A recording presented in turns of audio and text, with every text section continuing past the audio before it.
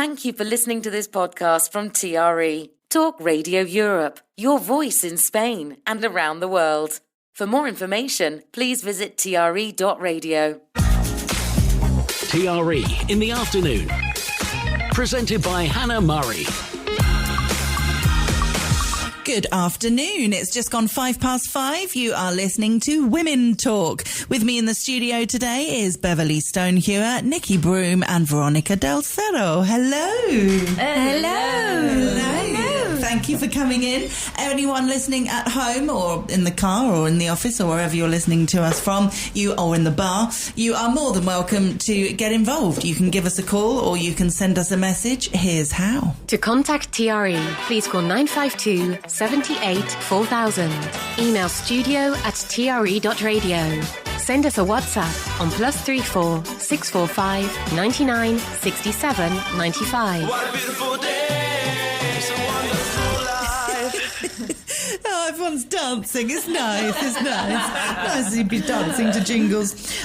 So, the first article combines Christmas and food. Yay. What could be better to start us off? Nothing on this planet. Exactly. So it says here, it's never too early for a festive treat, but surely pigs in blankets for breakfast is an indulgence too far. But research by Aldi suggests that not only will we eat 423 million of them on Christmas Day alone, some of us will be feasting on our first by 8 a.m. Oh, God. So I thought we could talk about Christmas rituals. You know, are there things that you would eat and drink and kind of do on Christmas Day that you wouldn't do any other day of the year? You're all smiling and nodding. Yes. Yeah? Well, for me, it has to be Baileys. Okay. You know I love a Baileys, but only in December. Not at 8 o'clock in the morning. Oh, I don't know. But the pigs in blanket thing, I definitely agree, because you get up early on Christmas Day, so you're all excited, and you can just like whack them in the oven, thinking, oh, I'll cook them. But as soon as they come out, you're like, I just have to eat them. And Make sure they're all right. Yeah, just taste one. Yeah. And they're so Moorish. You just like, it gets to like 8:30, and the kids have them, and you have them, and you're like, oh, none left. So I totally get that. But rituals-wise, I definitely go for Baileys as well in December. Only December, no other time of the year. No. That's Baileys a ritual. Only me. Nobody else does it in my house. Just me. Yeah. And what about champagne? Do you do like a champagne on Christmas with orange juice? Bucks Fizz. Bucks Fizz, exactly. Yeah, do for that breakfast. as well. yeah, all of it. Bucks Fizz, champagne, wine. So, yeah, no, definitely. I think you're more indulgent on Christmas Day, and you feel sort of less guilty because it's Christmas Day. You'll start drinking earlier, which you wouldn't do on a normal day. No, and it just feels okay because it's Christmas Day and it's all get away with it. Yeah, and you're celebrating without the guilt. Exactly. Yeah. Yes. Yeah. I personally like a little bit of chocky. My mum and dad always used to buy me a box of Just Brazils, Payne's Just Brazils, and they are delicious. Yes. So I normally scoff a load of them. But if there was the pigs in blankets, we normally put all the food on and then go for a walk down Porto Banús, which has been tradition for as long as I can remember, whatever the weather. Yeah. Even if it's pouring down, we'll get the brollies and walk down. It used to be with the doggies, but now we don't have any doggies. Yeah. But Jamie and I will have my dad with us this year, so that will be nice. So we'll have to take him into account. Brilliant. Park further away than we normally would. But make him walk. But no, so all nice things to look forward to. Do you have eggnog? Starbucks does. Yeah, I mean, I've heard of it, but I've never had it myself. This must be very super American. We have eggnog, but like the dairy-free kind now. But we have eggnog. We have pancakes. So what's dairy-free? Just nog. I was going to say, have a nog. It's basically the seasonings with almond milk or with something else, just the same seasonings that would have nutmeg. Basically. Yeah. See, I like the sound of it, other than the egg bit. To be honest, so it's raw egg, isn't it? Is that the not in the dairy free, the vegan version that they sell. Yeah. But they you mix it with whiskey or something. I don't do that part. It's quite nice though. Yeah, it's quite. But is it American? Is it an American thing? I don't know. Yeah, I don't think it's British, but it's nice. Yeah. It's warm. Yeah, it's warm. No, it's not. It's on ice. Is it? Yes, I think it's on ice. I've had it hot. I just have the eggnog part of it. But okay. But then pancakes, nothing very special. I guess here also the turrón, no? Like the time that you start eating chocolate, it's already out. And trip to the dentist if it's the hard one. Oh, yeah. We'd save that to Boxing Day. Yeah, exactly. I don't like having, because there's always the worry that you're not going to be able to eat all of the Christmas dinner, you know, if you're eating at home. So for quite a few years now, we don't have breakfast on Christmas Day because we used to have, you know, smoked salmon and cream cheese and think, you know, a really nice kind of slightly more indulgent breakfast than you might have for the rest of the year. But then we found we were having that and then not being able to eat the Christmas lunch. So we don't have breakfast now, because as you're cooking and in the kitchen, you do end up kind of nibbling little bits as you go. So don't normally, and then Christmas lunch might not be till 4 o'clock. So you go for a lot. It's good, actually healthy, isn't it? Convincing myself. So forget the bits of chocolate that you eat and the cheese that you're eating in between. Yes, you're kind of not having a proper meal till Christmas. But do you have a starter with Christmas lunch? Again, we used to, but in the last few years we haven't, because too much food. But we've talked about having a starter this year, but having a much smaller one, because there's this soup that my husband makes, which is gorgeous, which is chestnut and chorizo. Oh, very Christmassy. Or you can vegan it up and just have the chestnut. Really, really nice. It's Christmassy, it's earthy, but it's filling. So we thought, we discussed how, because we really love the soup and we haven't had it for a few years, so we thought, let's just serve it in a much smaller bowl. Yeah, that's a good idea. And have, you know, literally a really, really small taste. I can't be disciplined like that, you see. I want a big bowl. It's lovely and delicious. We have a prawn cocktail traditionally every year. Nice. Famous. Well, that's what I call it. Famous in our house. Exactly. With little Melba toasts. Oh, yeah, nice. I want to start it. But see, for food, we think, well, for me, Thanksgiving takes more of the headline in terms of the food holiday for us, which is next Thursday. So what are you doing next Thursday, then? Oh, I cook all day long. So I'll make my own apple pie, and I go completely vegetarian. So I just make a lot of different vegetables and roast them in different ways. My own stuffing, my own. It's I love Thanksgiving. It's my favorite holiday. But so is it bigger than Christmas then, in terms of the meal? In terms of the meal, for me personally, Oh, amazing. Because it's the Thanksgiving is like about food, right? Yeah. Whereas Christmas is you're about, thanking. It's about a little bit of something else. So Thanksgiving is usually you go volunteer in the morning somewhere. Typically, like my house cleaning. Exactly, I could do that. Give you something to do, yes. And then we have a really big lunch. And you big meal. Have it, Nice. Lovely. And family oriented. It is very, very family oriented. Yeah, I love it. It's my favorite.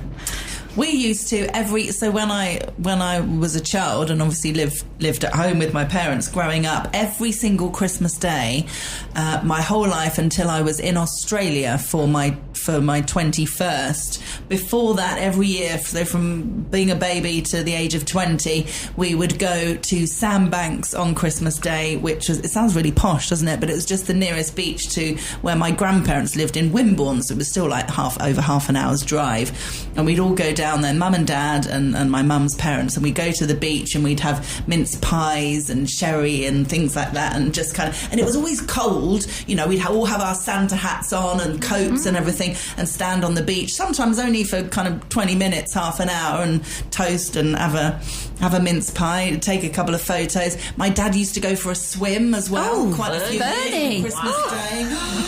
I think it's the tradition though, isn't it? It's having the tradition that you do every year with your kids, and when they get older they have fond memories, and it's so nice to have that same thing every year that you do. So when you are older, you kind of look back and go, oh, that was a big part of your childhood. Definitely. Yeah, I love that. I love really that. Nice. Really nice.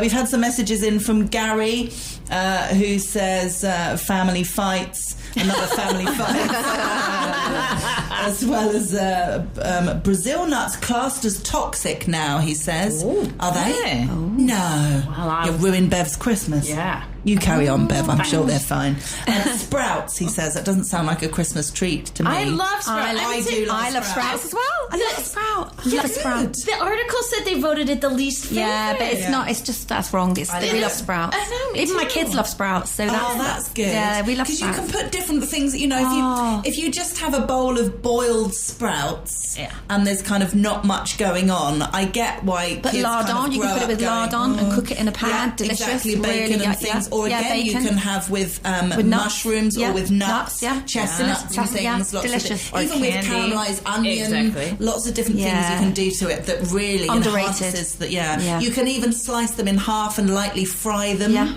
So again, How many uses of sprouts can we come up with? Would they go in an air fryer? I don't have an air fryer, but everything seems to be air fryer. I'm sure you could air fry them. Yes, absolutely. Gary says, "Do you live in a house or a 4-star restaurant, Hannah?" Well, with PJ, 4-star, 5-star. Exactly. I'm very lucky. He says, "Can I marry Mr. Lopez?" No, is the answer. No, definitely not. So yes, looking forward to Christmas then, everybody. If not just for the food. Yeah. Yes. This is an interesting article that made me chuckle about ageing, basically. It's a man who I've not heard of, Marcus Berkman. Anyone know who he is? Never heard of Didn't him. ring a bell to me. I felt like I should know him, but I don't. The headline reads, "The joy of hitting 62. I don't have to pretend to like the theatre or foreign holidays, and I can spend all afternoon in the pub with my pals." He says it's no fun getting older, but he has turned his travails into a funny book every ageing chap and his other half will recognise. He reveals the bliss of having time to do exactly as he pleases and of shaking off society's expectations once and for all. He's made a list of things that he's never done, which shocked me. He's never smoked a cigarette, he's never been to New York City, he's never driven a car, and he's never worn, let alone purchased, a pair of blue jeans. Well, he's never lived. So What's definitely he been not doing all his life? Definitely not a mankini then.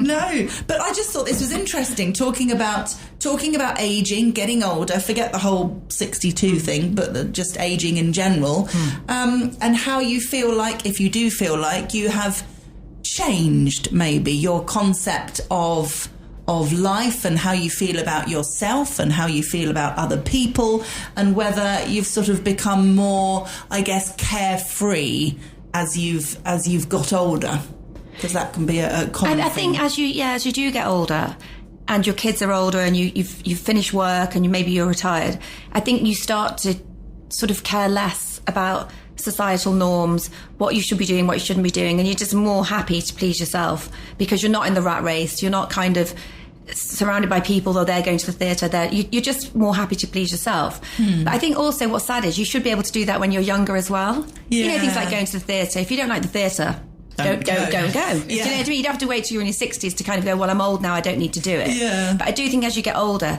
everybody sees like old ladies who say what they think with no filter, and they get away with it because they're old. Because you get to an age and you're like, I actually don't care anymore. If you don't like me, don't like me. And I think that is something that comes with age, because you're so comfortable in your own skin. Other people's perception of you is less important. It's lovely, isn't it? It would be great if we could do all that much earlier. Yeah, exactly. But why? You shouldn't have to feel like you've got to fit in just because of your age. You should just do what makes you happy, really. Definitely. Yeah. And the quicker we can get to grips with that, the happier we'll all be. Yes, exactly. It's true, isn't it? Do what you want to do with who you want to do it with. Live and let live, isn't it? At the end of the day. Yeah. Do you feel like you've already embraced it? Yeah.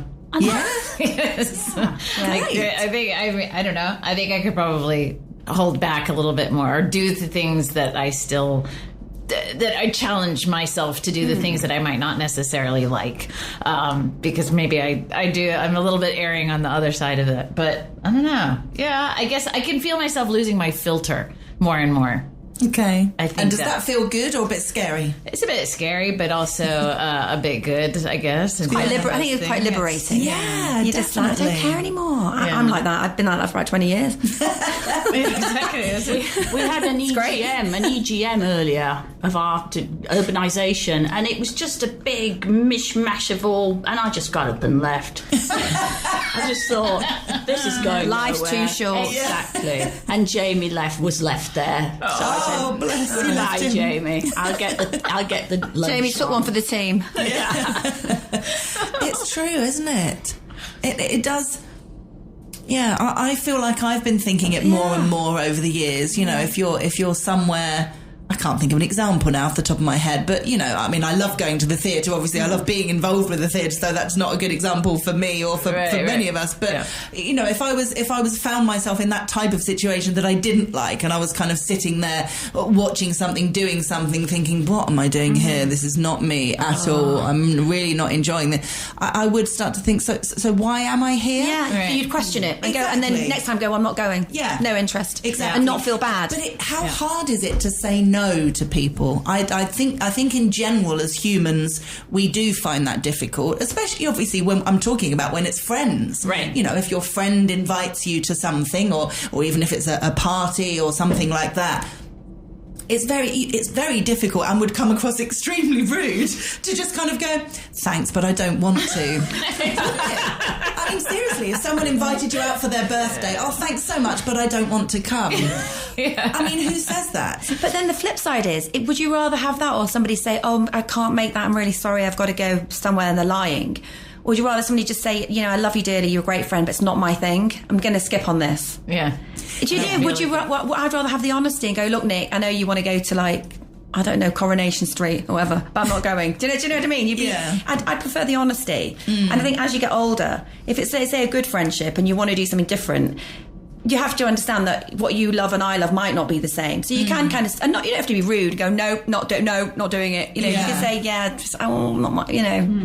I think that's better. I mean, life is short. We have one life. It's very short, and so it's kind of like to waste 1 minute doing things that, and it's not just time; it's money as well. Yeah. Spending money on something that you don't really want to. Again, no. You know.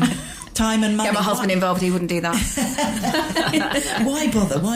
Hannah Murray on TRE in the afternoon. Good afternoon. You are listening to Women Talk. With me in the studio today is Beverly Stonehewer, Nikki Broom and Veronica Del Cerro. There is an article here which, could provoke a bit of a reaction. So I saw earlier in the week that a trans woman has been appointed to run an endometriosis charity.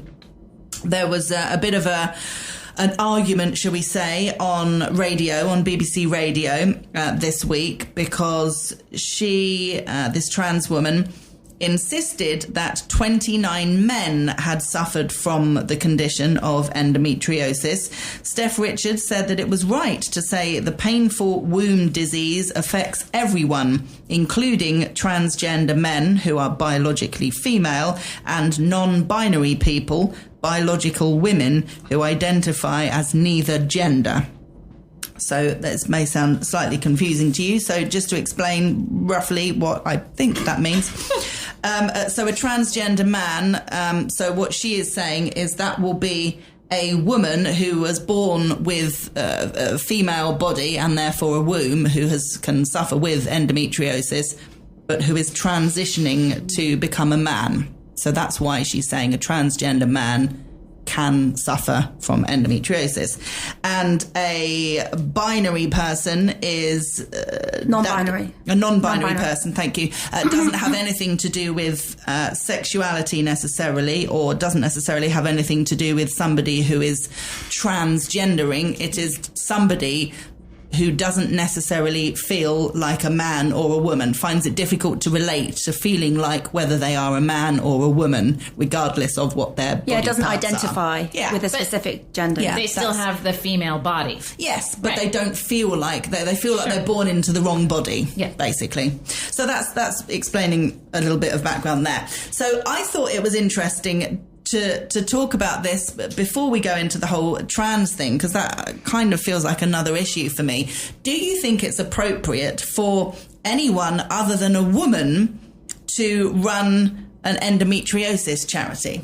Just like if you look on the other side of things, if it was a testicular cancer charity, for example, should that be run by anyone other than a man?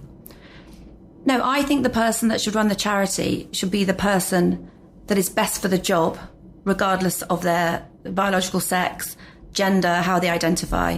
So a man could run, say, a female-centric charity if he was the best qualified person to do it. Okay. And a woman could run a male charity, because just because he might be running it and the CEO, it doesn't mean there's not lots of other people that are female that might have a deeper understanding that needs to be imparted for the charity remit.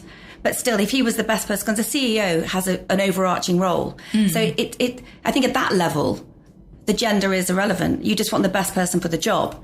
And it becomes, if you start saying, oh, well, only a woman can work with women things, that means, well, in sport, could only a woman commentate on women's sports? Could only a man commentate on men's sports? It starts to become all this sort of, you just really want the best person, who is the best person for the charity and the best person for the job, I think, at that level. And then if you need other more female input, because it's a female charity, then there'll be roles that are better suited to females, and fine. But I just think you can't segregate and give people jobs based on their gender, sex, because it doesn't mean that they're the best for the job. No. It's ability. And so you think it's okay for a trans person to be heading the charity?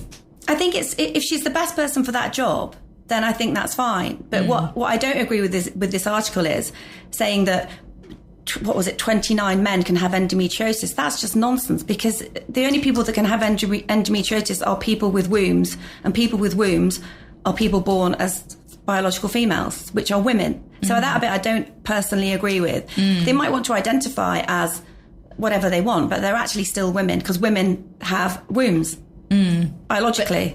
But they didn't put wombs in? I don't know how endometriosis works. No, so endometriosis is a condition affected with women's wombs and periods and pain and all that kind of stuff. Yeah. But I assume that they were that they had it. What she's talking about, the 29 men who have suffered from it. She's talking about transgender men. So she's talking about people born as women. Born as women. They're born as women, but they identify as men. So they're so then they still have it. They still have the exactly, but they are women, right? Because men aren't born with wombs. Okay, so this is just about labeling. She's calling them men. Gotcha. But yeah, well, those types of men, I guess, can have it because they have the material and they have the body to suffer it, so they are suffering it technically. I would imagine. It's a complicated one, isn't it? I'm still needing a diagram for all what's going on and who's who and what's what. So I'm sitting here I just think it's quite. thinking. I think it's quite easy. A woman is born with a womb and a man isn't. Because if a man was born with a womb, he'd be a woman. Yeah. And what they identify as is absolutely, I've got no problem with. Identify as what, I know this is controversial, but you can identify as whatever you want. Live how you want to live. I'm totally, open-minded. But you can't sort of beat basic biology. And if you're born with a womb, you're a female. If you're born with, can I say penis? Yes, you can say penis. You can You're say a man. penis. Yeah. Pigs in blankets. Or without blankets. We're not judging. Peter Andre. Whatever tickles your fancy. As long as it's Christmas. Chocoladas. Oh, dear. But I think that's a separate issue to running a charity. I think person running a charity should be the best person for the job. Yes, I agree. The presenter on who Emma Barnett. Yeah, I was at school with her. She went to my school. Yeah, and she's brilliant. She's so bright and a fantastic interviewer. And there has to be this sort of awareness that, people can identify as what they want, but you can't get away from biology. Yeah. Because that's if you were to die and your body got buried and 100 years later they dug it up, they go, that is a woman. Yeah. That's just the facts of how it is. It doesn't mean you can't identify as what you want. That's completely your prerogative. But you can't say you can't say a man has a womb and a woman has a willy. It's just not the case. Because in Blackadder, he said a woman with a willy is in fact a boy. Was that in Blackadder? It's a line of Blackadder. Oh, brilliant. So and he'd go, Queenie. Fabulous. And that was years ago. Yes, well, there you go. Well, they know their stuff, Blackadder. Yes, it's an interesting one. I agree, though, with regards to... Because I thought that people would... be really offended the fact that it's a trans person running a charity that, in inverted commas, should be run by a woman. But then I thought straight away, well, hold on a second, because I was the one that thought, well, what about a charity that only affects men? Yeah. You know, like testicular cancer, for example. And I thought, well, I wouldn't be offended or outraged if that was run by a woman. Exactly. Or breast cancer run by a successful CEO who'd had experience of running charities. You wouldn't. No, it's just controversial. So I don't think it should be controversial that it's run by a trans person. Not if she's good at the job. Exactly. Then it's fine. Exactly. Interesting. If you have any comments on what we are talking about, then please get involved. Gary says, only show on radio that keeps using the word penis. Oops, we said it again. To contact TRE, please call 952 78 4000. Email studio@tre.radio. Send us a WhatsApp on +34 645 99 67 95. What a beautiful day. So wonderful. It's just. And Gary also says people heading up cancer charities don't always have cancer. Yes, I thought about that as well. Yeah, I thought that you don't have to be ill to know how it feels, so you can. No, exactly. You have to be the best person for the job. Yeah, but that's just controversial because it's a woman's disease, and she's a man. Yeah. But maybe all of this gave it popularity, and now they have more money. Yeah, exactly. Yeah. So there's that. Exactly. There you go. Oh, yeah. From a game of Scrabble at home to a round of mini golf, many date nights are centred around competition. Now a study has revealed that when it comes to these competitions, there may actually be something in the old happy wife, happy life adage. Male partners might be avoiding potential relationship conflict by allowing their spouse to win. That isn't happening in our house. No, it doesn't happen in my house either. So annoying. No. Even my poor 80-year-old father, Jamie, has to win. Yeah. It's Well, yeah, in me his too. DNA. I can relate. I don't think I've ever... No, that's not true, actually. What about children? Would you let children win? I would. Yeah. Would you? Yeah, I like little kiddies to win. I challenge them. There's a good challenge, and I give them... It depends. If I'm swimming, I'll usually win. But I'd only let them win if they were getting upset that I was winning. Otherwise, I'd totally be myself. But if they started to cry, I'd go, oh, all right, then. No. I'd make out that they were winning. Other than that, I'd just be myself and try and win. Like swimming. Come on. Lottie, she's 10. I mean, Hannah, she's 11. Don't care. Pushing her head under. Pushing her head I'm in the lead. I might slow down a little bit with the swimming. But no, playing a board game... Yeah, I mean, I remember growing up playing Scrabble with my parents and being a kid and not knowing very many words, obviously not as many as my adult parents. So I remember doing lots of, cat and dog and, they'd be doing 6-7 letters. And I remember thinking, I don't know any bigger words, but I was sort of learning at the time. If they were only doing 3-letter words, you'd never really kind of get anywhere. So, sure. Yeah. I think my kids beat me anyway. I'm like, all right, then you win. I mean, you can pretend you let them win. Yeah, let you win. Yeah. Really. I love that.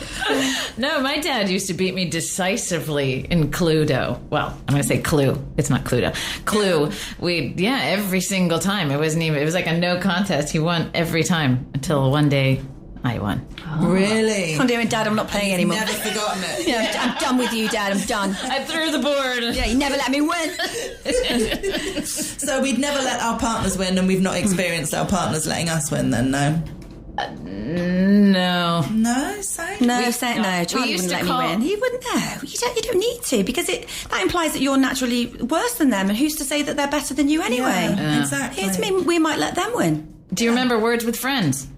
Yeah, I didn't do it. Andrew and I did, and we called it Words with Winkers. Oh my God! I'm not sure you can say that. You've gone from penis to that. Oh, I'm sorry. It's going downhill rapidly. Is that bad? Oh, sorry. Well, we called it something else because because we fought so much, we were very competitive with one another and not very friendly with one another. Oh, brilliant. We're Moving all in on. shock here. Moving on. Love it. Okay, the creepy AI gadget spying on your children. A popular smartwatch for children that tracks users' locations and discreetly listens to their conversations has been labelled one of the creepiest tech gadgets ever. The £170 Angel Watch was launched in the UK last year as a child-safe wearable mobile that lets parents find and track their youngsters. Yeah, I don't like that. No. Don't like that at all. It's too. So, as a parent, how do you kind of feel about like knowing? I don't. Well, I track them on the.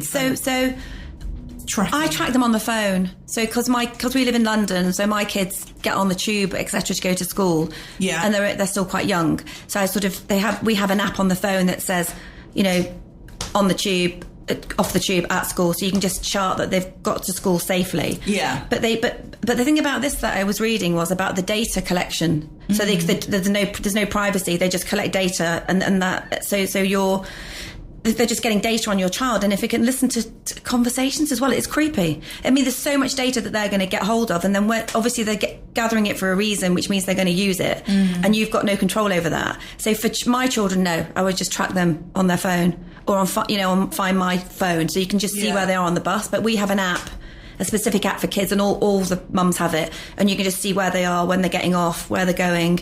I think that's a great idea. Yeah, so you just see and then they, when they're coming home, because in London you do need to have an idea. Oh, definitely. When they're getting back and how they're getting back, and it's on your phone, so it's not on them, if you know what I mean. It's just, and your phone has data anyway, so it's no different to having a phone. But that's different because it's a device on your wrist that gathers data. I don't like that at all. I would not buy that for my kids. No way. You're looking confused, Veronica. And yeah, I'm confused how a regular phone doesn't track data. No, it does, but it's tracking it anyway, and we all have Right. phones. Yeah, exactly. But then if that's the thing about this one, it was in the article, it was saying about the privacy policy. Yeah. So you have different privacy policies on your devices. That has, I've not got but it has some sort of unlimited open data policy, it says. Yes.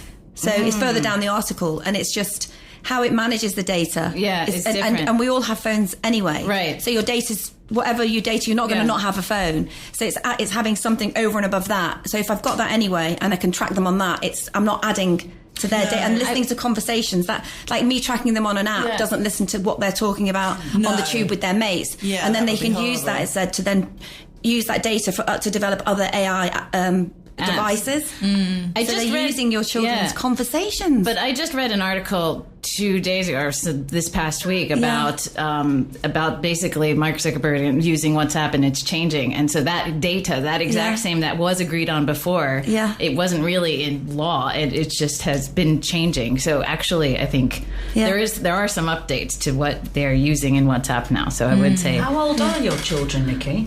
11 and 13. All right. Yeah, because they're enough both. to- Well, they go to senior school on their own now. So I used to obviously take them to school, but now because they're going to senior school and they're going out of the house on their own, it's dark in the morning, it's dark in the evening. You just need to know if they're sat on the tube that they're on the tube, they've got there, just for peace of Absolutely. mind, because it's London and it's busy and they're little.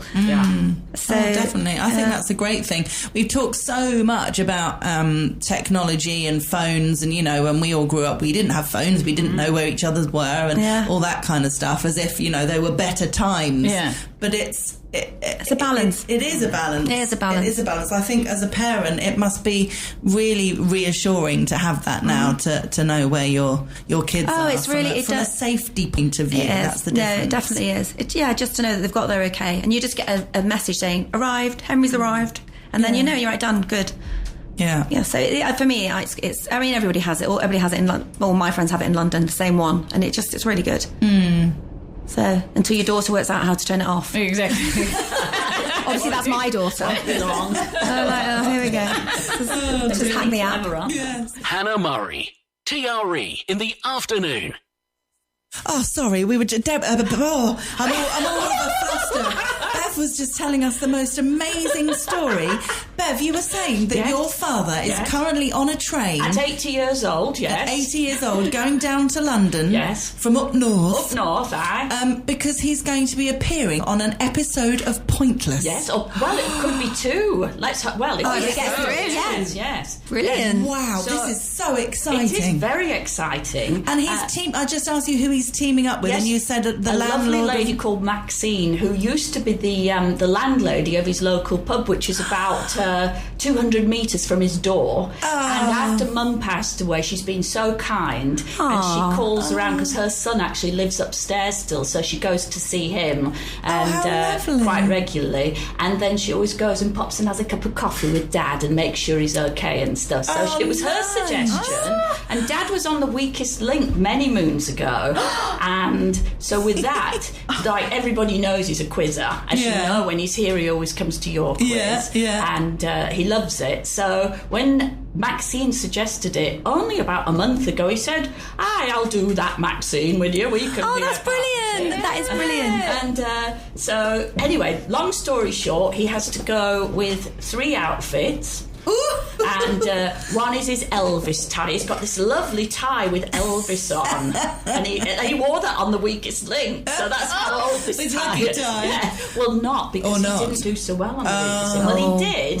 He actually did. He got to the head-to-head at the end, but then really made a foolish mistake. It was something like the answer was France, and he said Paris. It was one of those. Oh, that's so annoying. So he just has to. I said, "Stay calm, Father. Stay calm. Enjoy the experience." This is amazing. So we don't know when it's going to be on telly. Unfortunately, it's not Richard Osmond at the moment, is it? They have sort of guest co-hosts, so it's going to be really interesting. But he said the amount of time the researchers have been on the telephone, talking about this, that, and the other has been amazing. They want to know everything about you. And he had to do a Zoom, which he didn't have a clue about Zoom, but his cousin went round with her laptop, and she had to be out of the room, but then she kept having to put her head and say, "Is it working now?" So it sounded just very, very comical. So did they check his sort of knowledge, or did they just sort of how does he get to be on it? They had to answer, I think, 10 questions each. Yeah. In fact, that was over a telephone call. Okay, just to see that he's got a sort of reasonable general knowledge. Okay, it's a great show. It's a great show. Yesterday they called up and said, "All right, so you've got your tickets, Mr. Cuttle." He said, "Oh yes." They said, "Well, we're going to send you a location." I mean, it's great. My dad does all this WhatsApp and everything. Brilliant. We're going to do the location where, when you get off at the station, where the hotel is. All right. She said, "It's 8 minutes walk." He said, "I'm not walking 8 minutes." He said, "Let's call the whole thing off."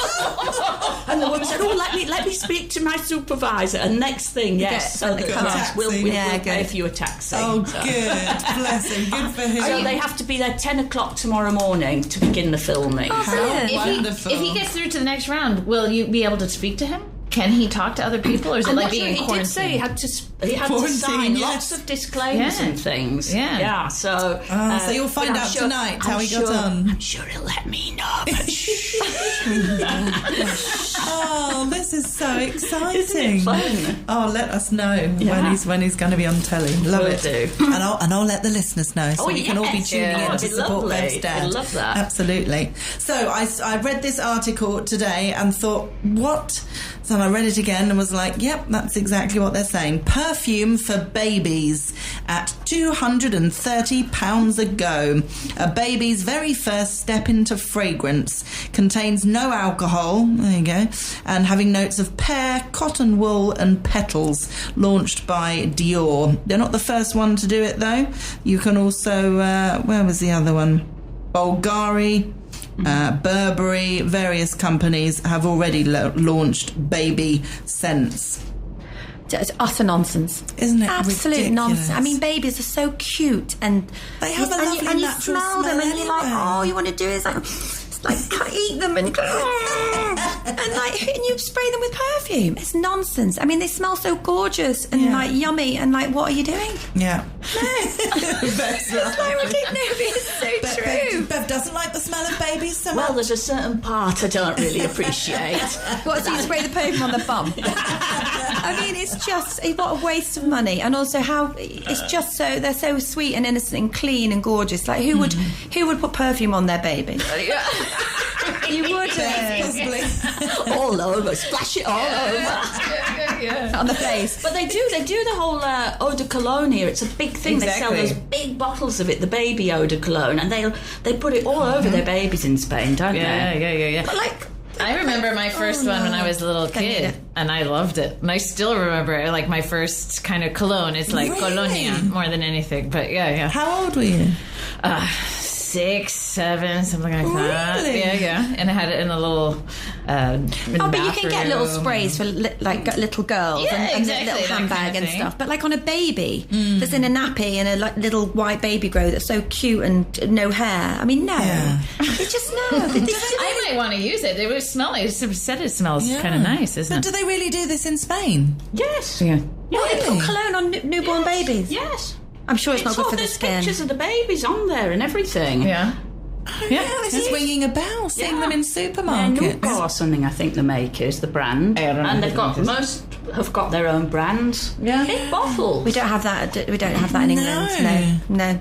It's I don't know what those bottles are, sort but of- yeah. the cologne, Yes. Colonia, yeah. Wow, I'd never really kind of But clocked that. it definitely does not cost £250. No. So that's a whole different argument. yeah, But I don't even absolutely. spend £250 on my own perfume. No, so. exactly. Yeah, It's no, crazy. not for me. Absolutely crazy. Hannah Murray. TRE in the afternoon. Good afternoon. Welcome to the last part of today's Women Talk. With me in the studio, Beverly Stone-Hewer, Nikki Broom and Veronica Del Cerro. There's an article, Things That Millennials Refuse to Buy, which is an interesting one. One of them is diamonds. We've heard the saying that diamonds are a girl's best friend, but how can they be when they don't own them anymore? Millennials aren't buying into the whole idea of purchasing a diamond engagement ring for their significant other. They have different priorities. Things like saving for overpriced housing are on the minds of millennials, and that makes it hard for them to justify spending money on a glorified rock. If they do make the splurge, they are seeking out ethically sourced diamonds. However, those working in the diamond industry are hopeful that business will pick up again. What do we think? Just remind me. So, a millennial is that? Me. Is that what era is that? What, I mean, is that so? They're sort of in their 20s now. Millennials, 30s. No, seriously, I think What are the it's dates? 1982, 1980. not. No, it's later. Yeah. It's No, it's it's later. definitely not It's late. 1980. No, it's later, isn't it? Because I'm going to Google it. It's not It's- yeah, 1980. but I've looked this up before. yeah, I have thought I can't remember, but they're I'd have thought born in the 90s, 2000s. born in the 90s, Yeah, so 2000s. growing up in the... Yeah. No, it's earlier than what you think. I believe. really? I believe. Yeah. Millennials. It'd be handy if it was a question tonight. now. Exactly. Ask father. So what is it? Yeah, go on. Sorry. Millennials, also known as Generation Y, Yeah. Right, so I'm Gen I didn't X. realise that. Right. Following Generation X Yeah. and preceding Generation Z. Exactly. Researchers and popular media use the early 80s Oh, well Okay. done, Veronica. as starting birth years and the mid-90s Yeah. to Right. early 2000s as ending birth years. Typically That's a being big defined span. as people Massive. born It from... is. Typically being defined Yeah, as people yeah. born from 1981. That's why I've just missed out 1980. I knew I wasn't one. I'm not a millennial. 1981 to 1996. Most millennials are the children of baby boomers. Yeah. Boomers. And the older Generation X. Very interesting. Yeah. So 1981. Thank to you for 96. clarifying So that. I think God. I do not have a diamond. As you can see. Well, there you go. So was that a conscious thing? Did you talk about not wanting to? No, I mean, it kind of just happened. I like this one more. I've never really been a big fan, but it's not something that's kind of... I haven't been showered with diamonds, so I wasn't that conscious of it. so. You're a millennial then. Yeah. Yeah. So okay, interesting. I just think maybe the millennials just get the diamonds from their parents, don't they? Yeah. They've got no money. Yeah, exactly. Just go, I'll have that diamond. I mean, I mean, obviously, it's more difficult to get a house now, so maybe their priorities are just being more practical. Because you've also seen that shift in younger people now getting married, and they don't want a wedding list. They want money for a honeymoon, or they want money for a house, or do you know, or some people don't even want to get married because they want to use the money for a wedding to put into property. So it might just be linked to their generation being more practical with money because it's not as easy. Yeah. So rather than spend priorities X on a diamond, they might think, it's also like I'm not a millennial. Definitely not. I love a diamond. Oh, I do. I love a diamond. Only small ones. You were going to say I mean, the ethical part of it and the history of it and all of what it comes from and that kind of what it represents in that sense is something that I think is consciously rejected by a lot of people now. But And interestingly, the next one about things that millennials refuse to buy, dairy consumption has dropped. So it's a lot more about ethics. Yeah. And awareness. There's more awareness that we didn't know when we were younger because it just wasn't the same awareness of it or information. So now they're more aware, so they make better choices. Probably. Yeah. Dairy-free eggnog. There you go. See, dairy-free eggnog with some alcohol. Hopefully. It's all happening. Good loop. The proof is in the pudding. The egg pudding. Cereal has become an inconvenience. Why? Cereal? How could it be? Do you have cereal then? Jamie always has cereal. Really? What kind? Yeah. Alpen. We go through a cycle with him. He has Alpen. Then he has Golden. Oh, you literally lives it large in your house. A cycle. Golden Grahams. Weetabix. Oh, it's like a toddler. Alpen. What did I say? Golden Grahams. Golden Grahams and Weetabix. Wow. And I could go on and on. Can I just say though, inconvenience. It's the most convenient breakfast for if your kids are getting ready for school and you're running out of time. Or Jamie. Yeah. Bowl of cereal, bowl milk, it's so it's not doesn't have the best nutritious value, but in terms of convenience, it's so convenient. It's just literally 2 seconds. He has his own little cereal bowl. How old is he? He got his name on the bowl. No, but I'm going to get that for his Christmas. I think you should, and a little matching spoon. Brilliant. But it is. It was just actually this week it came out as one of the most nutritious, highly processed foods you can have is cereal. It's very processed. Very processed, but it is one of the most nutritious. It's the most efficient way, actually, of getting that amount of vitamins. As long as it's one without sugar. I think Weetabix, I think, is quite good. Yeah. If you have a couple of Weetabix, that's quite all fit. bran and all fibre, all the fibre ones. Yeah. Well, actually, at the There's so many Sanctuary, though. they said that they're not the good ones. I've learned just this week. Really? Yeah. But I Lots don't of eat sugar. cereal. Lots of sugar. Yeah. I don't really. Ones. In the fibre ones, Have lots of sugar. Yeah, they're dubbed as like fibrous. Actually, no, you should be getting your fibre from fruit and veg. Because I'm very smug now. Okay. I've been at a retreat. I love cornflakes, but only once a week. Oh. Why only once a week? Because I only have a banana for breakfast the rest of the time. It's the only time I really sit down and enjoy my breakfast. cornflakes Enjoy your is banana. Once a week treat. Yes, I love them. I can go anywhere, and it's all I want sometimes for breakfast. My beach Aren't people vacation. funny? My beach vacation ritual is cereal. It's like a junky cereal. That's my Really? beach. My I beach just don't food. eat cereal. I don't think I've had cereal since I was a The teenager. kid. Yeah. Yeah, Charlie likes Special K.